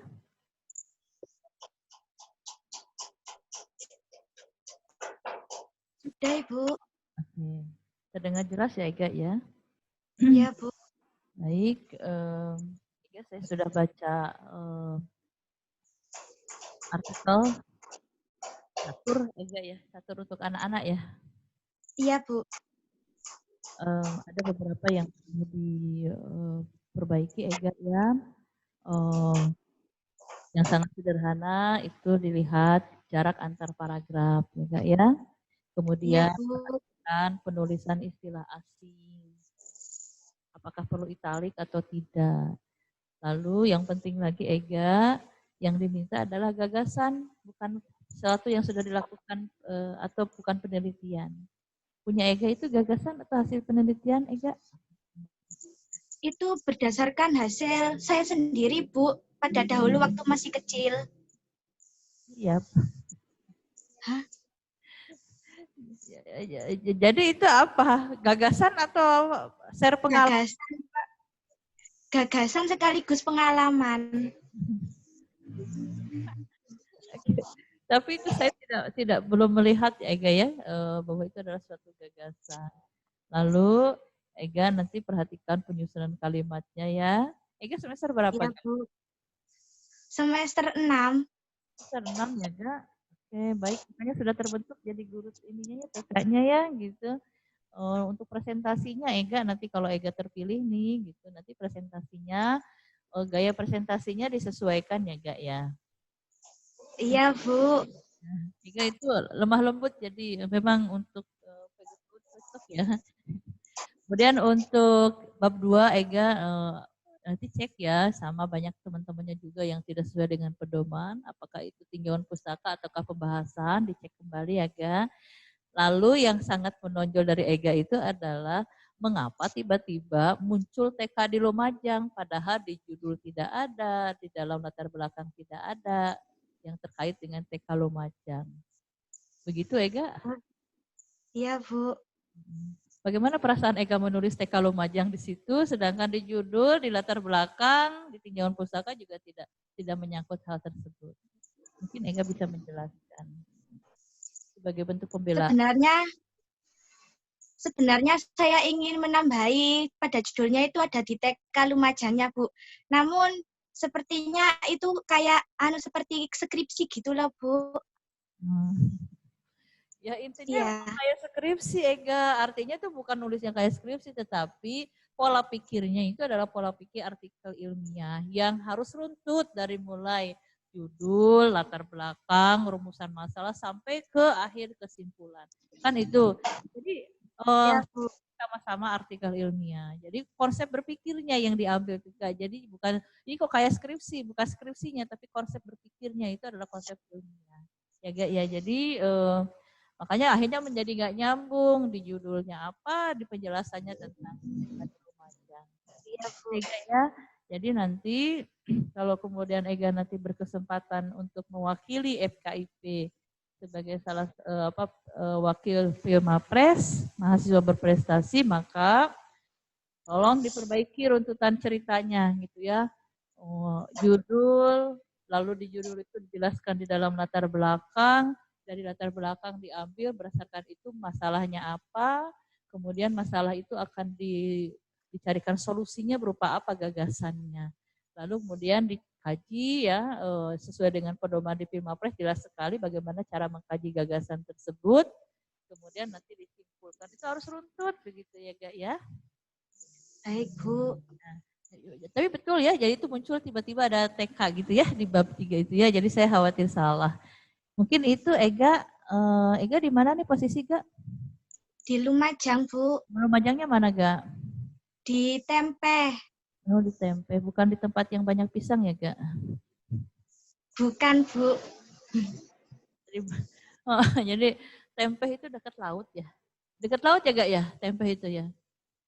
Lumayan agak jauh Bu, yang dekat itu Pasirian. Salah saya berarti ya. Kapan Tempe pindah dari laut? Ini khas banget ya Gak ya, jadi itu bagus juga. Kekhasan bicaranya itu bagus Gak itu. Terima kasih.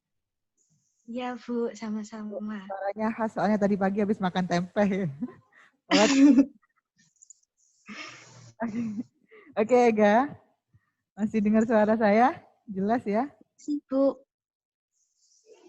Ega? Iya Bu. Oke. Ega, satu pertanyaan aja dari saya. Ya Bu. Kenapa Ega memilih catur untuk mengembangkan matematika ya, kemampuan logika matematika? Padahal anak itu kan ada dua ya. Kalau ngomongin soal logika matematika yang dikembangkan adalah otak kiri. Sedangkan anak-anak itu ketika mereka masih usia kecil atau masih early child, itu mereka lebih suka gambar, di mana lebih suka gambar yang berkreativiti, di mana itu adalah yang berkembang adalah otak kanannya. Jadi apa alasannya Ega untuk memilih untuk mengembangkan ke logika matematikanya?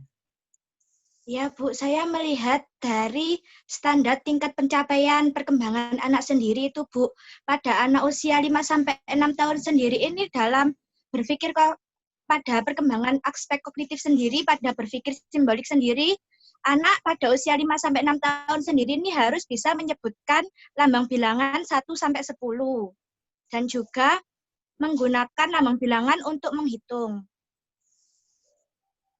Seperti itu Bu. Oke Ega, makasih. Iya Bu.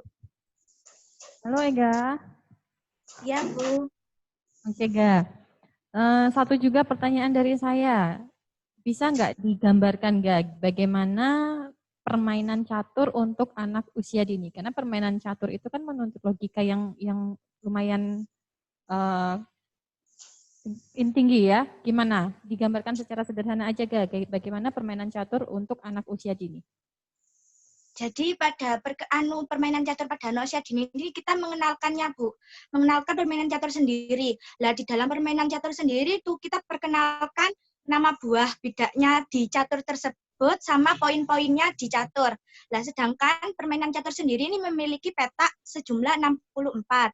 Lah kita itu mengajarkan pada permainan catur sendiri itu terdapat kayak huruf A, B, C, D, E, F, G sampai H, Bu. Kan ada garis horizontal sama vertikalnya. Untuk garis horizontalnya sendiri ini menunjukkan sebuah angka 1, 2, 3, 4, 5. Sedangkan untuk yang vertikalnya ini menunjukkan huruf, Bu. A, B, C, D, E, F, G, H. Jadi kita dapat mengenalkannya permainan catur itu melalui itu, Bu. Mengenalkan permainan catur dan juga mengembangkan logika matematikanya. Oke, terima kasih Ega. Iya, Bu, sama-sama.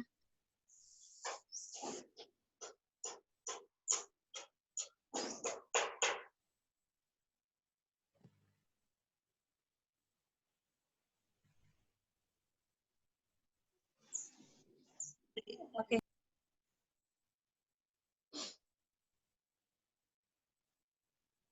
Di Zoom yang apakah sudah semua presentasi? Semua sudah ditanya? Saya Ibu belum. Diki. Baik. Diki yang belum ya? Iya. Maaf ya Diki, ini jurinya tuh pengen segera selesai, jadi terus perasaan udah semua selesai, sudah ditanya ya. Jadi Ibu.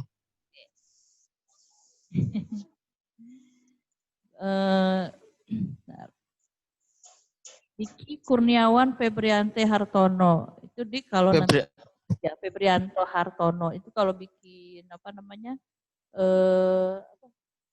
visa kok visa benar ya visa ya bikin kalau keluar negeri visa paspor susah itu kalau 4 nama ya Dik ya jadi milih 3 nama saja Dik.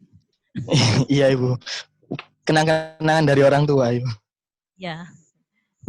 Nanti kalau jadi orang tua bikin 3 aja, jangan 1. Pak David juga susah tuh, harus 3 jadi David gitu kalau di.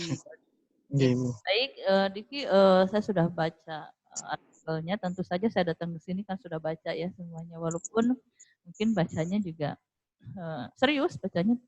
Ya, yang pertama itu saya masih sama seperti yang lainnya karena ini artikel ilmiah ya. Mau tidak mau artikel ilmiah itu juga harus memenuhi syarat penulisan artikel ilmiah. Apalagi di dalam penilaian juga ditanyakan tentang format, tentang tata tulis, kerapihan, ya, kemudian juga jumlah halaman. Makanya nanti diperhatikan kembali ya administrasinya ya, baik itu jumlah halaman. Kemudian yang dari Diki itu yang menonjol dari tulisannya itu adalah banyak kutipan kedua. Diki dalam Budi misalnya gitu ya. Itu kan kutipan kedua ya. Hindari yang begitu. Cari pustaka yang aslinya ya. Kutipan kedua bisa dipahami Diki? Iya Ibu, bisa Ibu. Lalu sasaran usia anaknya ini kan pendidikan seksual kalau tidak salah ya Diki ya. Iya betul Ibu. Itu mengandalkan ingatan ya. Saya ada catatan di sini jadi saya dari artikelnya. Nah perlu dijelaskan Diki sasaran usia anak di dasar itu anak yang usia berapa gitu ya. Jadi kan tentu saja di usia anak tuh ada grade ya, ada tingkatan-tingkatannya, ada jenjangnya. Nah, jadi itu usia anak yang usia berapa, Dik? Baik Ibu, kalau yang sudah saya tulis itu untuk sasarannya hanya saya tulis secara general yaitu untuk dari sejak dini dalam kurung TK sampai dengan remaja begitu Ibu. Tidak saya rincikan usia berapa sampai berapanya. Secara psikologi anak itu sudah menurut Diki tepat atau tidak, Dik? Bagaimana Ibu? Bisa diulangi? Secara psikologis anak tepat nggak kalau aplikasi itu lebih general begitu? Karena khawatirnya kalau sampai general begitu ada hal-hal yang belum pantas diketahui oleh anak TK misalnya, kemudian dipaksakan ada di dalam aplikasi tersebut. Mungkin itu Ibu, seperti yang sudah saya jelaskan juga di terakhir itu juga sudah saya sebut, saya tuliskan bahwasanya ketika anak masih di umur rendah, perlu ada peran dari orang tua atau guru untuk mendampinginya dalam penggunaan aplikasi ini. Jadi seperti itu Ibu. Jadi belum tentu orang tua itu kemudian mendampingi ya. Saya termasuk orang tua yang jarang mendampingi begitu, Dik. Jadi daripada begitu mendingan Diki itu langsung aja ini targetnya adalah usia anak yang berapa begitu, Dik. Sehingga tidak menimbulkan efek yang justru tidak diharapkannya. Pada saat orang tua tidak bisa mendampingi dan sekarang anak TK pun sudah pandai menggunakan HP lalu membuka aplikasi tersebut tanpa dampingan orang tua karena tidak semua orang tua juga punya pendampingan yang bagus. Makanya kalau saya sarankan itu ada segmentasi usia. Gitu ya. Sehingga atau kalau mau ya ada 2 aplikasi begitu. Sehingga yang bisa dibuka berdasarkan umur gitu, Dik ya. Jadi ada pilihan umur. Jadi pada saat umurnya sekian dia bisa buka aplikasi. Pada saat tidak, maka dia tidak bisa memilih aplikasi itu. Begitu, Dik. Kemudian di dalam pertanyaannya kan ada penurunan kekerasan seksual dengan menggunakan aplikasi itu. Namun Diki di dalam artikelnya itu belum menjelaskan lebih rigid bagaimana konsep aplikasi dalam menurunkan kekerasan seksual. Itu belum dibahas lebih lanjut. Padahal itu yang jadi latar belakang utama Diki dalam membuat aplikasi ini. Begitu, Diki? Iya, Ibu. Ya, jadi tolong nanti dibahas lebih lanjut. Lalu kalau bikin kesimpulan jangan mengulang kembali kalimat yang sudah ada di dalam bab-bab sebelumnya ya. Jadi ya kesimpulan aja pada saat menemukan masalah, jawablah di dalam kesimpulan. Begitu, Diki? Ya, Ibu. Oke, terima kasih. Ya, sama-sama. Diki? Ya, Ibu. Suara saya jelas ya? Ya, jelas. Pertanyaan saya, bagaimana aplikasi yang Diki provide atau yang Diki ajukan ini bisa menjangkau masyarakat kalangan bawah? Karena ini berhubungan dengan sex education dan jangankan untuk sex education, mungkin beberapa dari mereka yang kalangan bawah untuk mendaftarkan anaknya secara online saja mereka kesulitan. Bagaimana dengan yang sex education? Baik, Ibu. Ya, baik. Seperti yang sudah saya sampaikan di bab pembahasan juga, di situ juga aplikasi ini juga dapat digunakan oleh guru dan orang tua. Jadi tidak hanya anaknya langsung menggunakannya, tetapi juga bisa menggunakan atau melalui dari gurunya untuk mengajarkan sex education tersebut. Jadi seperti itu, Ibu. Jadi mungkin saran saya bisa ditambahkan, jadi penggunaan aplikasi ini bisa untuk semua kalangan, dari orang tua, guru, dan siswanya sendiri. Dan bagaimana aplikasi ini juga bisa dideskripsikan lebih lagi atau lebih detail lagi penggunaan untuk mereka yang kalangan bawah. Iya, Ibu. Baik, Ibu. Terima kasih. Oke, selamat siang Mas Diki. Selamat siang, Ibu. Oke, Mas Diki, untuk ini KTI-nya judulnya aplikasi sex education berbasis Android guna mengurangi tingkat pelecehan seksual pada anak dan perempuan di tengah pandemi gitu ya. Anak dan Ibu, perempuan. betul. Nanti ini sasarannya ada anak dan perempuan. Iya, betul, Ibu. Karena ya benar, Ibu. Kenapa? Karena dari data yang saya dapatkan itu yang rata-rata yang banyak menjadi korban itu yaitu anak-anak dan perempuan. Jadi seperti itu. Jadi kontennya nanti gambarannya seperti apa? Bisa dijelaskan secara singkat saja? Baik, untuk konten di dalam aplikasi ini yaitu terdapat informasi-informasi yang berhubungan dengan pendidikan seks khususnya untuk anak dan perempuan guna untuk meningkatkan kesadaran pendidikan seks dan untuk mengurangi tingkat pelecehan itu sendiri, Bu, secara umum. Oke, kalau untuk orang remaja, dewasa itu masih memungkinkan untuk aplikasi ya. Tapi untuk anak usia dini, karena kan ada hal-hal yang harus dilakukan untuk bisa masuk ke dalam aplikasi itu ya Mas Dedi ya. Ya Ibu, betul sekali Ibu. Nanti perlu dipastikan lagi ya, bagaimana caranya agar aplikasi itu bisa dijangkau oleh anak usia dini. Karena kemampuan anak usia dini seperti tadi itu ada jenjangnya. Dari usia 0 sampai 6 tahun, setiap usia itu ada karakteristik perkembangan tersendiri. Jadi harus dipastikan konten-konten yang misalnya bisa diterima oleh anak usia dini itu yang sejenis apa atau semacam apa terkait dengan seks edukasi sendiri. Jadi ada levelnya nanti. Begitu masuk aplikasi, pertama kali yang muncul itu harusnya pengelompokan level atau jenjangnya dulu. Jadi bisa dipilih dan nanti pasti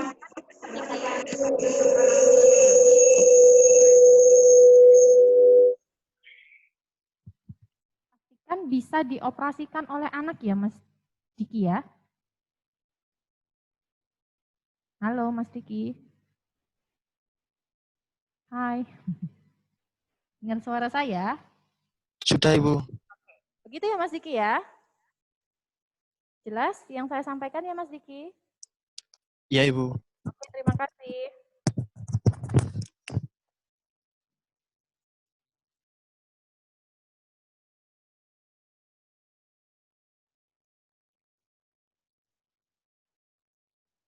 Di Zoom, semua peserta sudah ditanya jawab sama juri? Sudah ya? Oke, selanjutnya saya akan konfirmasi terkait portofolio yang dikumpulkan. Tadi ada beberapa yang sudah konfirmasi melalui chat, maka akan saya lanjutkan kepada peserta selanjutnya. Mbak Anissa Nuraini, masih on?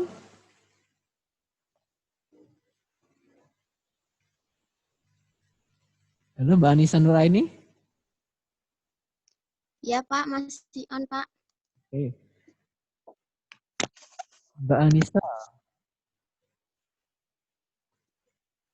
untuk kegiatan Expo KMI, Kewirausahaan Mahasiswa Indonesia, ini sebagai peserta ya?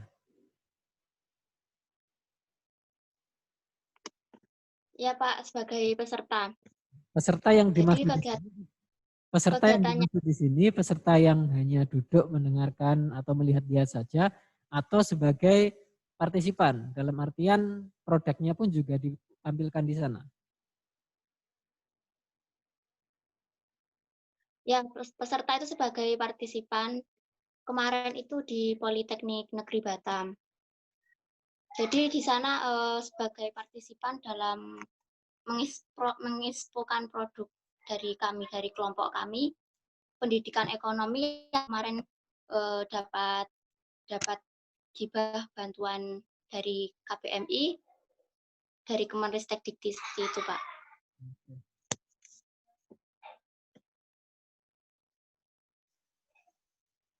Kemudian untuk yang di Seminar Nasional Advokasi Kebijakan Pendidikan, itu sebagai panitia saja atau juga menuliskan makalah? Iya, sebagai penulis juga Pak. Nulis makalah, jadi kemarin itu saya sebagai COKS. Jadi selain sebagai panitia juga sebagai pemakalah ya di situ ya? Iya Pak. Oke. Nanti yang dikirimkan ke saya atau yang disusulkan itu sertifikat atau sama makalah yang dikirimkan kalau ada ya. Halo Mbak Nisa? Iya. Iya Pak.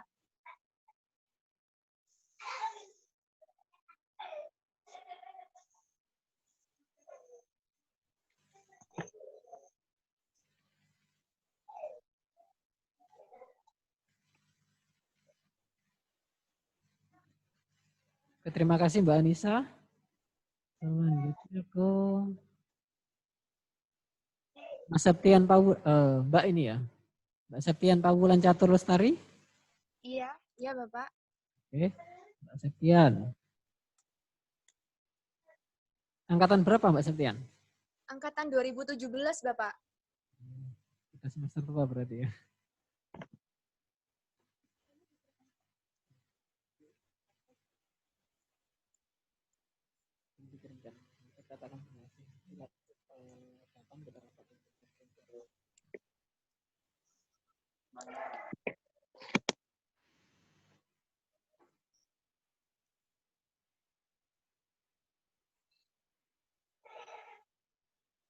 Mbak Septian, portofolio nomor 3 terkait komparatif studi impact driven. Ya. Ini kan posisinya sebagai partisipan. Ini Iya, juga Bapak. ada semacam makalahnya enggak? Waktu itu sebenarnya ada kayak di lomba, tapi waktu itu karena berhubung saya mepet, saya hanya menjadi partisipan saja, Bapak. Berarti enggak menuliskan makalah di situ ya?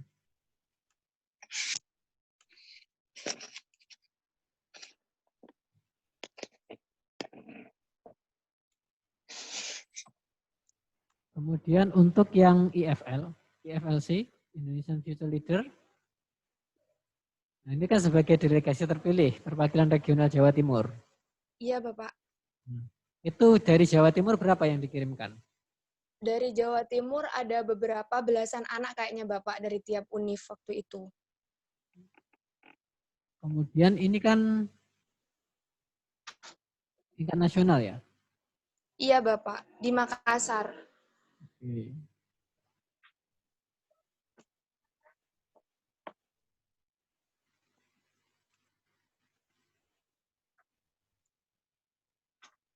Oke, cukup untuk Mbak Septian. Selanjutnya Mbak Fira Maulisa. Halo Mbak Fira Maulisa. Iya, Bapak. Oke. Mbak Fira Maulisa.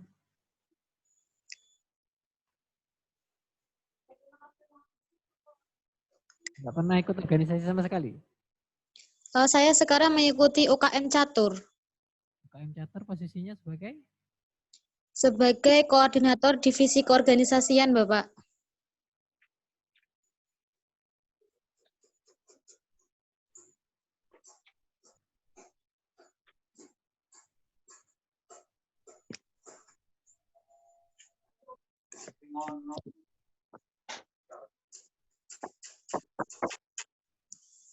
Tapi kalau misalkan ada SK-nya tolong disusulkan ya di email saya ya untuk verifikasi. Baik, Pak. Kemudian untuk yang seminar-seminar ini hanya sebagai peserta saja atau juga sebagai pemakalah? Hanya sebagai peserta saja. Tidak menuliskan makalah berarti ya? Tidak.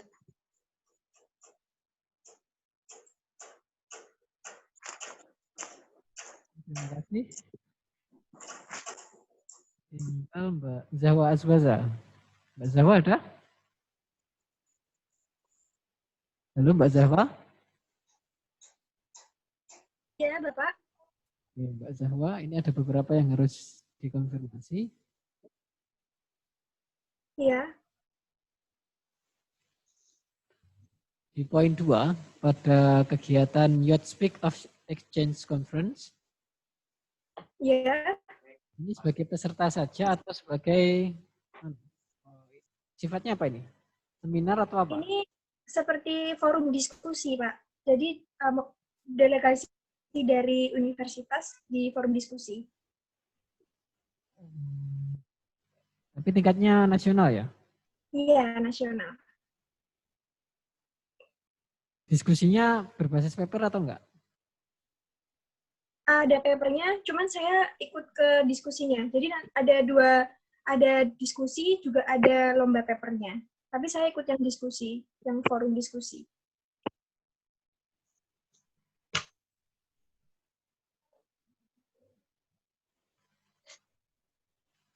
Kemudian di workshop abstrak 1, nulis juga sebagai peserta saja? Saya sebagai penulis ikut, saya ikut itu seperti seminar. Jadi kita disuruh menulis abstrak. Abstrak saja? Ya. Dibukukan enggak? Tidak.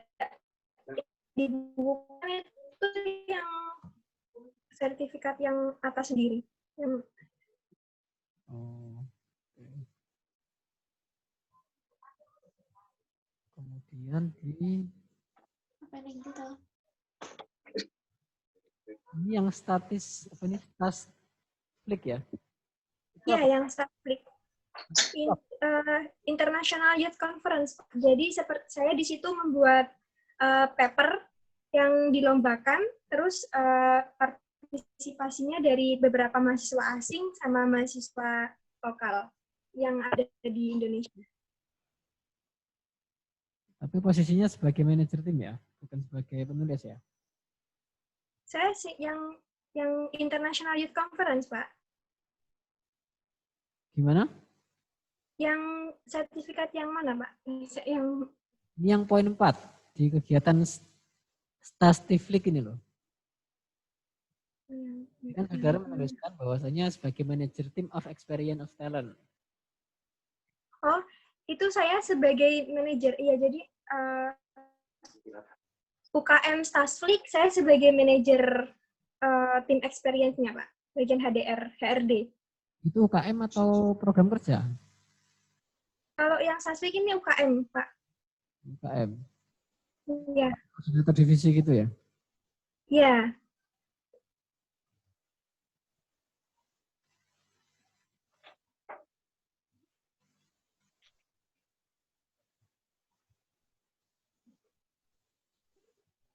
Kemudian di MPSA? Itu sebagai partisipan seperti yang abstrak tahun lalu, itu abstrak yang tahun keduanya, Pak. Saya ikut kembali. Panitia saja ya?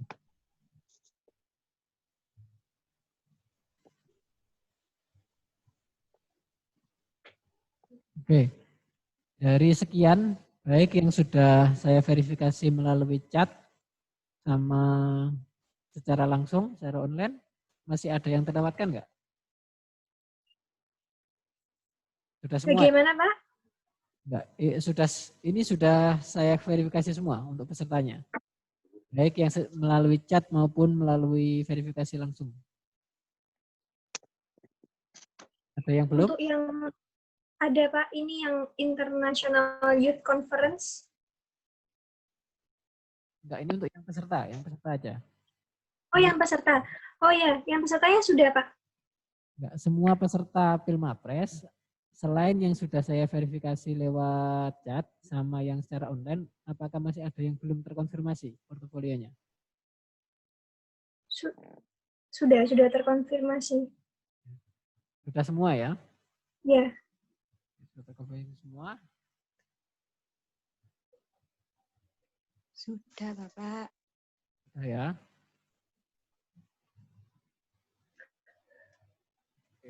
Jadi semua data sudah terkumpul, baik data portofolio maupun data tanya jawab.